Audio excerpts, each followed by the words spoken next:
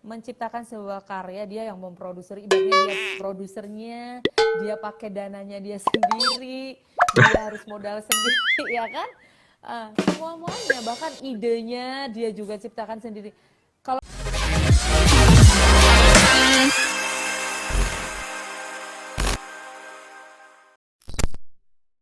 Nah, ini Mbak ada pertanyaan yang masuk lagi nih Mbak melalui oke, WA chat ke saya. Eh, oke. Menanyakan gini Mbak, berarti seorang konten kreatif itu bagus banget nih pertanyaannya nih Mbak, keren. Jadi Heeh. seorang konten kreatif itu layak nggak sih Mbak disebut sebagai produser juga dalam menciptakan sebuah program gitu? Iya dong, dia produser dong. Bahkan dia merangkap semuanya kalau dikerjakan sendiri. Ya kan? Hmm, Dia jadi multi gitu. memproduseri, ya, menciptakan sesuatu karya, menciptakan sebuah karya, dia yang memproduseri, ibaratnya dia produsernya, dia pakai dananya dia sendiri, dia harus modal sendiri, ya kan? Semua-muanya, bahkan idenya dia juga ciptakan sendiri. Kalau konten kreatif nih adalah menurutku nih adalah eh, kalau di televisi itu adalah pekerjaan gabungan dari berbagai macam divisi, dari kreatif, Hmm, asisten produser, scriptwriter, produsernya, sutradaranya itu iya betul gabung gitu. betul. Kalau misalkan itu dikerjakan sendiri ya. Tapi Iya, misalkan ada, bener kan? iya Konten-konten kreatif, benar-benar. konten-konten kreatif yang memang udah ada timnya, ada. Tapi kalau misalkan kita lihat yang sendiri, ada artis nih, aku kasih contoh nih, artis Afdal Yusman yang aku kenal, soalnya ya aku sebut ya gitu. Artis ini dia kalau aku lihat dari media sosialnya, dia benar-benar mikir mau bikin konten apa, dia sendiri mikir sendiri kan, dia mikir kontennya apa, kemudian dia bikin skrip, kira-kira skripnya apa, kalau misalkan dia mau interview orang berarti dia harus kira-kira apa yang mau ditanya, kemudian iya kan, itu Iya itu betul betul. gabungan semua pekerjaan. Kalau misalkan di dalam sebuah televisi ini gabungan pekerjaan beberapa divisi gitu, beberapa orang Mm-mm. yang dikerjakan sendiri gitu. Iya. Bahkan kadang-kadang jadi kamera person sekaligus kan, meskipun entah pakai Mm, HP, betul. entah pakai apa, tapi dia ngambil gambar sendiri, ngedit sendiri, pakai idenya Salah dia satunya Mbak Septi sendiri. juga nampaknya seperti itu gitu ya Mbak ya. Gitu ya Mbak. Saya lihat ada channel YouTube juga gitu Mbak Septi gitu ya. Nah, gitu. Untuk Oh anak. enggak, itu channel YouTube anak gitu, channel YouTube Ah, anakku aja sih. Sebenarnya udah kepikiran banget untuk bikin-bikin ini itu, tapi kalau udah ter apa namanya nih, kita ada pekerjaan yang masih terikat dengan sebuah perusahaan, kadang-kadang waktunya kan benar-benar harus disiplin saya ya. betul ya. Itu anakku, jadi belum yang diedit segala macam itu, Oh, masih main-main aja, itu ngajarin juga. anak aja biar dia memulai membuka pikirannya bahwa dunia kreatif sekarang ini dunia yang sangat terbuka. Eh, Sekarang ini menurutku orang-orang kreatif yang akan bisa lebih bertahan dibandingkan orang-orang pinter. Iya betul. Ya nggak sih? Wah, Tapi jadi orang gitu kreatif deh. ya orang pinter juga ya. Iya, jadi sudah terjawab gitu ya untuk pertanyaan ini gitu kan. Jadi teman-teman juga akan bisa multitasking ya. Jadi kalau teman-teman bukan cuma jadi produser, tapi kalian juga tadi seperti Mas Yati bilang, ada bisa jadi scriptwriter, atau juga jadi Bahkan jadi editor, kameramen kan, editor. kameramennya. Kameramennya pun teman-teman pasti akan menelitinya sendiri, baik itu dari lightingnya, baik itu dari visualnya Betul. seperti apa, Bahkan angle-angle yang sekarang bagus latihan kayak gitu. jadi Jadi editor, kamera person, semua itu eh, bisa kita latih sendiri gitu ya, dengan aplikasi-aplikasi yang betul. sekarang juga sangat mudah gitu. Editor banyak banget, ada Viva Video, ada KineMaster dan lain sebagainya, banyak banget gitu. Meskipun itu terbatas ya editingnya, bukan editing yang Iya betul. profesional banget gitu, tapi itu bisa untuk melatih lah. Minimal kita tahu dulu dasarnya, nanti kita belajar dengan yang benar-benar yang profesional dari segi kamera atau dari segi editing, kita udah tahu dasarnya. Oh, kalau kamera bagusnya begini, Miring-miring. begini gitu kan. Ini aku juga tadi nyari nyari posisi yang enak di sini ya, soalnya rumahku begini-begini doang backgroundnya nih. Tapi keren tuh ada gitar gitar keroncong gitu yang banyak keren. Buka ukulele. Ukulele, ukulele. Anakku punya Oke. anakku itu. Jadi ada lagi nih Mbak yang masuk nih. Ternyata ada Oke. lagi yang masuk tanya. eh Suka dukanya jadi seorang produser tuh seperti apa sih Mbak? Gitu. Suka dukanya Suka dukanya ya. Kalau aku sih suka-suka aja khususnya di soalnya. produser TV. Nggak Di kalau produser TV eh, yang mana itu kan udah 13 tahun berarti ya Mbak? Bener nggak Mbak? 13 tahun ya? ya, tapi kan bukan bukan berarti dari awal langsung produser, semua itu ada tahapannya ya kan. Jadi reporter dulu, ya kan? Nggak mungkin masuk langsung jadi produser, harus jadi reporter dulu, kita liputan dulu, paham dulu situasi lapangan seperti apa untuk kemudian jadi asisten dulu, jadi korlip dulu, baru ke situ. Kalau tadi tanya suka dukanya, siapa yang nanya namanya? Namanya ini Mbak Afriani siapa Oke, itu? Lupa. Afriani ya, Afriani ya. Gini, kalau sukanya sih suka-suka aja ya, karena memang itu udah jadi pekerjaan yang 13 tahun gitu ya, memang memang pekerjaan yang saya sukai gitu. Jadi ya selalu diambil biar senang aja. Tapi dukanya itu bukan duka juga sih sebenarnya. Ini adalah tantangannya, bukan dukanya ya. Tantangannya adalah ketika sekarang ini jadi produser, setiap hari ini kita sekarang ini kita program, ada 3 program yang dipegang, program berita kebetulan ya. Ada 3 program yang dipegang. Setiap hari ini harus mikir agenda setting kan, agenda setting untuk besok.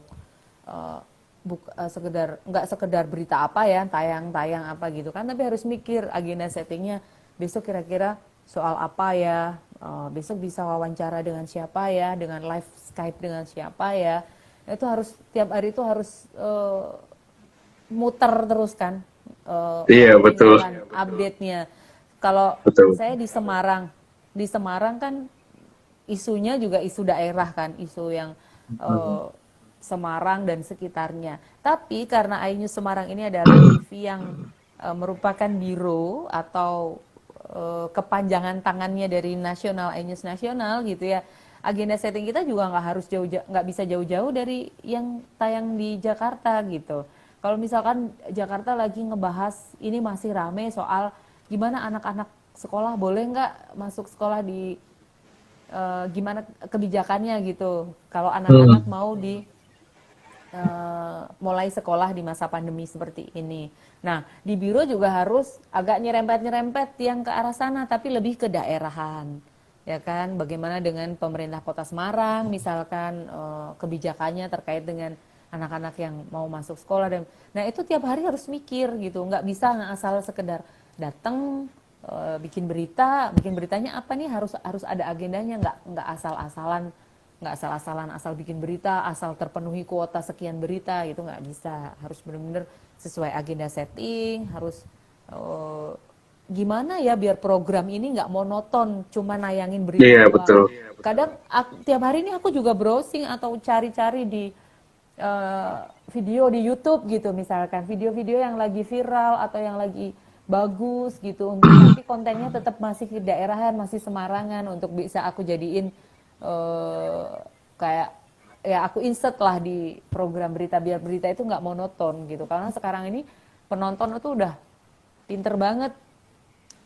Kadang dia berita-berita yang terlalu membosankan misalkan atau terlalu berat, pemirsanya ini nggak mau, jadi aku harus masukin misalnya kayak kemarin lagi habis Didi Kempot meninggal gitu ya, aku cari video-video yang ada kaitannya dengan Didi Kempot, kemudian soal misalkan yang kaitannya dengan Didi Kempot gitu, misalkan ada acara musik, live music online gitu untuk tribute tuh Didi Kempot, aku cari. Jadi harus nyari juga karena memang sekarang ini kombinasi kan antara media sosial, bagaimana bisa juga masuk ke Betul layar betul betul. televisi seperti itu. Jadi Oke, tiap hari harus ini mikir. Ini baru yang berita loh. Kalau program-program yang hiburan gitu, kamu bayangin aja kayak misalkan contohnya eh, ini yang anak-anak muda biasanya suka ya, kayak Tonight Show gitu yang kemarin dia hits gitu. Bayangin itu, tim kreatifnya tiap hari harus mikir siapa bintang tamunya yang akan diundang untuk besok, karena dia kan running tiap hari. untuk besok, terus gimmick-gimmick yang akan ditampilkan itu gimmick-gimmick yang seperti apa, ya kan? Kamu bisa bayangin tiap hari mereka harus putar otak, Muter terus. muter, iya, nggak bisa mati. Apa ya, besok sama aja deh sama yang hari ini, kan nggak bisa kayak gitu. Harus Betul betul.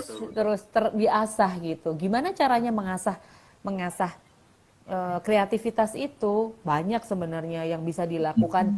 eh, Gimana biar kita bisa Iya. dapat idenya itu?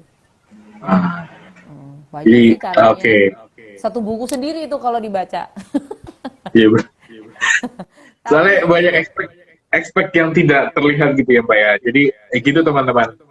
Teman-teman selain jadi produser gitu kan, Mbak Happy ini seorang produser gitu. Mengawali karirnya dia juga sebagai dari news anchor ya Mbak ya. Reporter. Iya, Jadi reporter juga. reporter terus naik ke news Iya, jadi anchor, terus naik betul lagi gitu anchor. kan. Itu. Jadi teman-teman, bukan cuma dia langsung ceplok jadi produser, tidak teman-teman. Jadi semua pasti ada tahapannya gitu. Jadi tahapan-tahapan di broadcasting itu ya teman-teman harus mencoba tuh rasanya menjadi seorang reporter di jalanan gitu kan. Mungkin teman-teman ada yang pernah tahu gitu kan kapan Baset Juang itu pernah tayang di TV. Nah, dia sekarang ini mungkin untuk 2020 ini tuh sudah tidak ada di televisi tapi dia lebih ke sudah back, sudah di drop.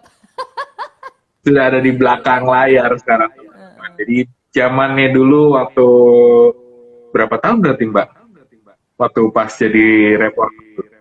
Ya, waktu pertama kali itu ya masih udah langsung siaran, jadi presenter berita, presenter liputan investigasi gitu ya, kriminal. Dulu Hmm. awalnya dimulainya di situ, ditaruhnya di situ, liputan investigasi kriminal. Eh, Memang liputan kriminal itu membantu kita untuk, menurutku ya, membantu kita untuk eh, pola pikir kita jadi runut gitu. Karena kan kalau kriminal nih kronologinya gimana, Iya betul. ya kan, motifnya Detektif apa. mendadak gitu ya Mbak ya. Jadi membantu untuk membuat pola pikir kita runut, merunutkan sebuah masalah apa gitu. Jadi agak lama juga sih waktu itu di liputan investigasi kriminal itu, mungkin 2 tahunan kali ya di situ. Jadi 2 tahun. tiap minggu tuh selalu selalu keluar kota atau selalu liputan, jadi liputan mendalam gitu, laporan Wah, investigasi gitu. menarik sekali. Program tayangnya 30 menit, aku sebagai reporter sekaligus presenternya yang melaporkan gitu ya, tapi ke lapangan jadi harus wawancara dengan berbagai narasumber, entah psikolog, entah eh, dari pejabat kepolisian, entah dari keluarga korban dan lain sebagainya kayak gitu di tempat kejadiannya, kayak mengulang lagi gitu kan peristiwa itu seperti apa, membayangkan oh kemarin misalkan ada kejadian pembunuhan gitu ya, pembunuhan sadis misalkan.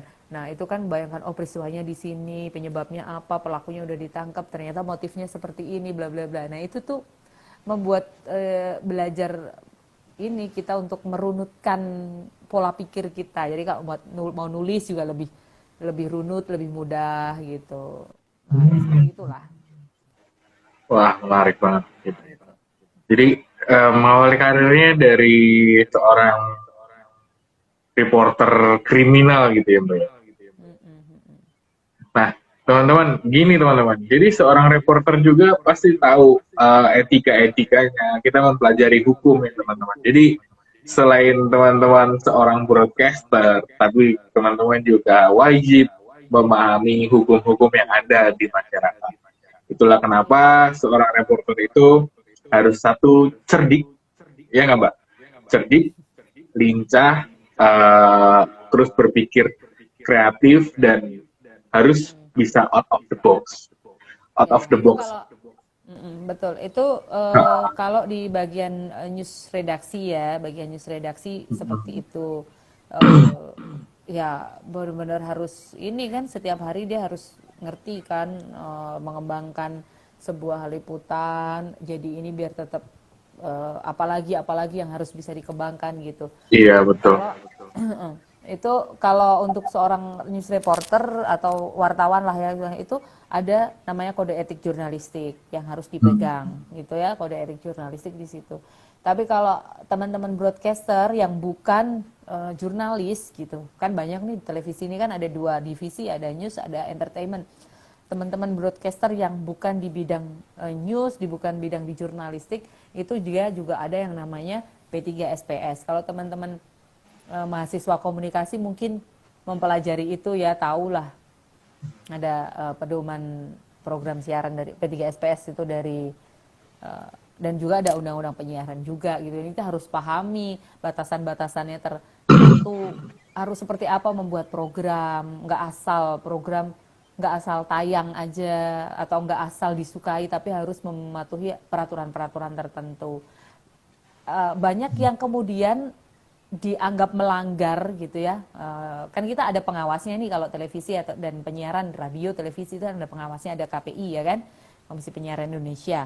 Nah itu banyak yang dianggap melanggar kemudian di drop programnya ya kan. Satu contoh misalkan dulu ada Empat Mata, di drop meskipun akhirnya dia naik lagi dengan judul yang singkatannya Bukan bukan empat mata. Empat Mata gitu.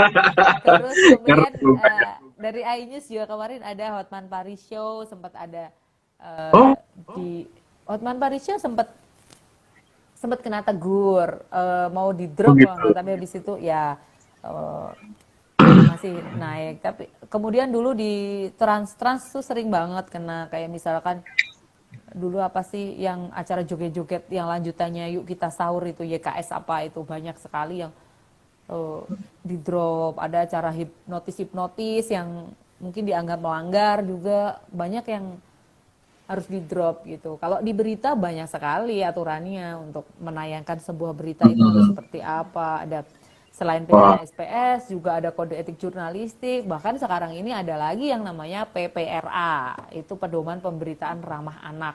Ada banyak yang harus dikuasai lah, nggak cuma sekedar bisa nulis berita atau membuat gambar untuk bisa ditayangkan, itu nggak harus banyak iya. ilmunya. Atau apalagi sekarang makin kesini kan makin berkembang ya, yang namanya ilmu sosial kan berkembang terus, harus eh, apa namanya, kita harus sesuaikan dengan kondisi yang sekarang juga gitu. Kalau kita nggak mau menyesuaikan yang sekarang ya kita ketinggalan, nggak bisa apa-apa. Makanya pedoman-pedoman atau kode etik itu juga berkembang, ada tambahannya, Hmm, ada yang gitu. dari yang pertama kali dulu sekarang ini udah mengalami beberapa revisi kode etik itu. Berarti banyak juga gitu ya, Mbak. Nah, ini mengenai selentingan-selentingan yang tadi nih, masalah-masalah kode etik dan juga teguran-teguran. Eh, ada yang nanya lagi nih, Mbak.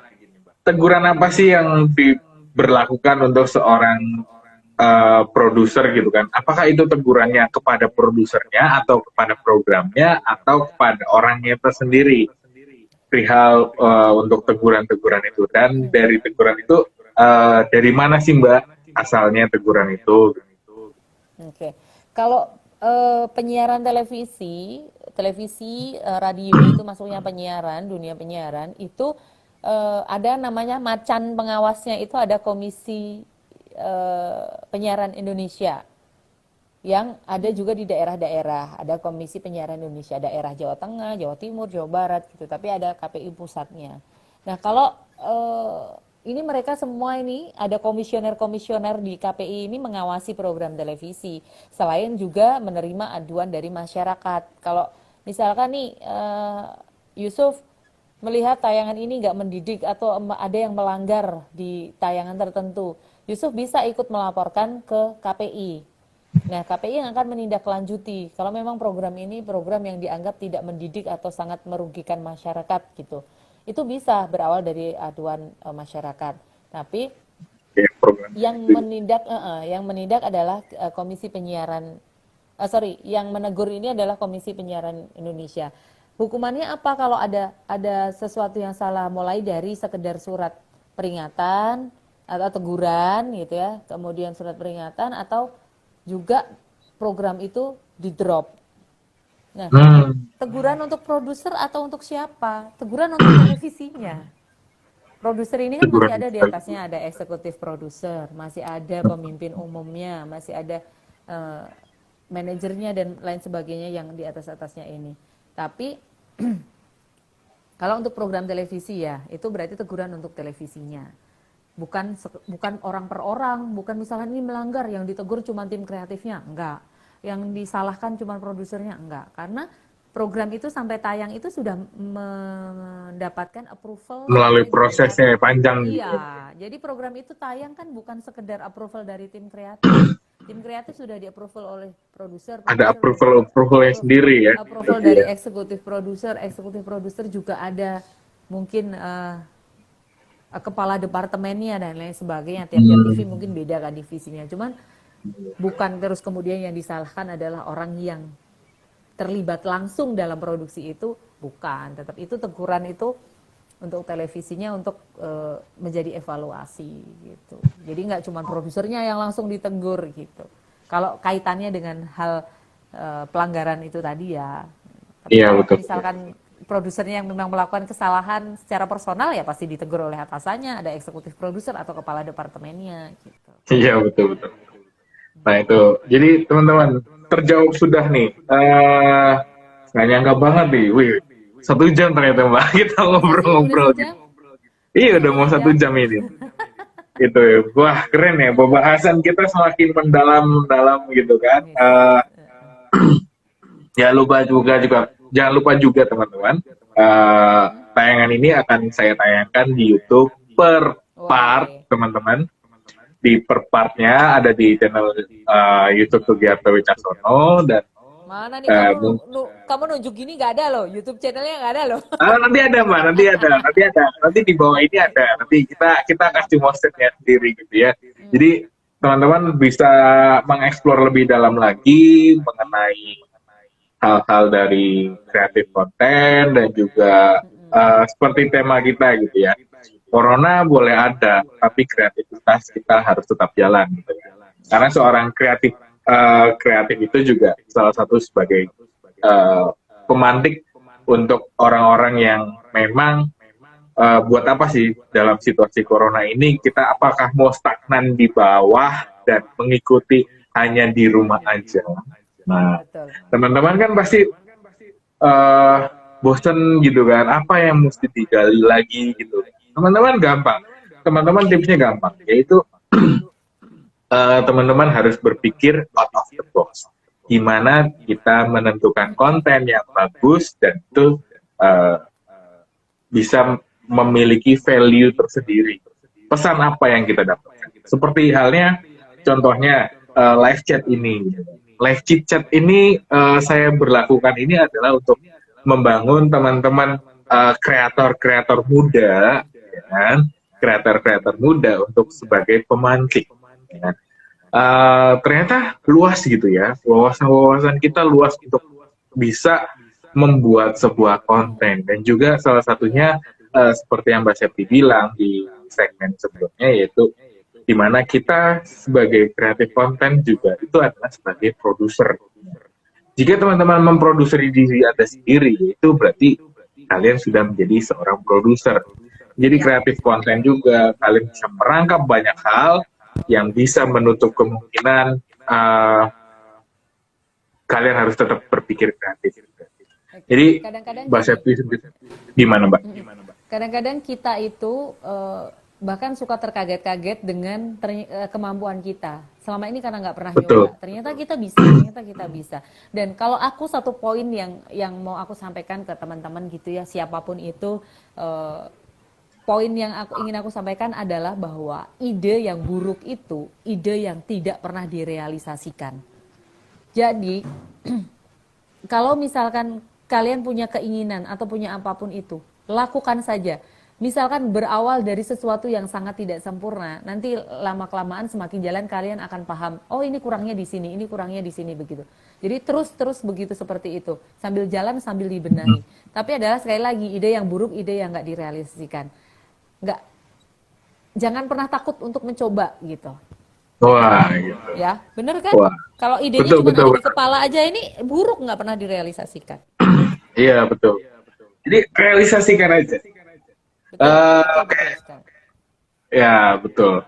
Kayak misalnya teman-teman punya konten apa, realisasikan aja. baik buruknya itu adalah masukan-masukan yang akan masuk di kolom komentar teman-teman. Dan jangan lupa juga teman-teman untuk per part bagian ini saya mengingatkan kembali gitu teman-teman, karena mungkin keterbatasan waktu yang sudah ada dan kita Oh mengingat iya. banyak sih Mbak sebetulnya Mbak yang mau digali gitu kan, banyak banget. Ini pertanyaan ada sekitar 11 orang yang nanya melalui WA chat.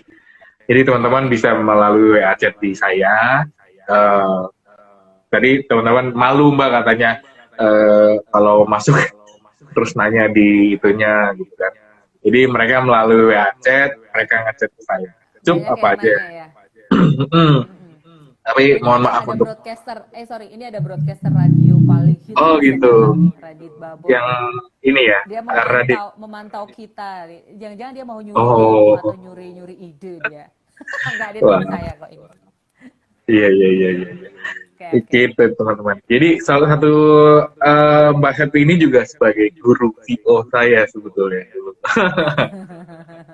Dulu zamannya VO yang masih yang wah wah wah wah wah wah. Gitu kan. Kalau Daring ya. teman-teman nanti bisa lihat Kalau cuplikan-cuplikannya nanti ada di Ais juga, nanti mungkin akan saya tayangkan gitu kan di YouTube saya kalau misalnya berkenan gitu kan. Mohon izin. Jadi perihal voice over-nya gitu kan. Ini juga salah satu yang mengajari saya gitu. Dan juga dulu ada namanya Sisil ya Mbak ya. Bareng sama Sisil oh gitu ya, ya. sekarang Cici ya. Cici sekarang di Metro Metro. TV. Dia jadi Keren reporter di sekali. Metro TV sekarang. Oke. Seneng Sekitar loh kalau ngeliat adik-adik yang dulu diajarin terus sekarang mereka berkarya di sesuai yang mereka harapkan dan sesuai yang Oke, diinginkan. baik Ikut teman-teman. seneng gitu. Gini, mohon maaf Mbak Septi, kita Ya, oke countdown deh. sekitar 7, 5, 4, 3, 2, 1 dan